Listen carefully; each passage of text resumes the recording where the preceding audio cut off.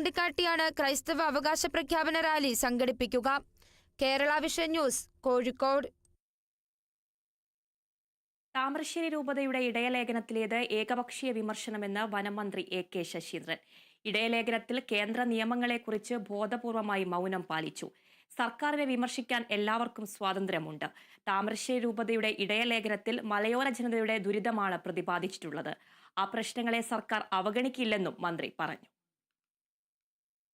ഏത് സംഘടനക്കും പ്രസ്ഥാനത്തിനും വ്യക്തികൾക്കും ഗവൺമെൻറ്റിൻ്റെ നടപടികളെ വിലയിരുത്താനും വിമർശിക്കാനും നിർദ്ദേശങ്ങൾ മുന്നോട്ട് വെക്കാനുള്ള സ്വാതന്ത്ര്യമുള്ളൊരു രാജ്യമാണ് നമ്മുടെ രാജ്യം. ആ നിലയിൽ താമരശ്ശേരി അതിരൂപത ഒരു ഇടയലേഖനം ഇറക്കി വന്നത് ആ നിലയിൽ കണ്ടാൽ മതി എന്നാണ് ഞാൻ കരുതുന്നത്. അല്ല, അതിൽ മലയോര മേഖലയിലെ ജനങ്ങൾ അനുഭവിക്കുന്ന ദുരിതം സംബന്ധിച്ചാണ് പ്രതിപാദിച്ചിട്ടുള്ളത്. അത് ഒരളവോളം ശരിയാണ്. എന്നാൽ അതിനൊരു ഏകപക്ഷീയതയുണ്ട് എന്ന് പറയാതിരിക്കാൻ നിർവാഹമില്ല.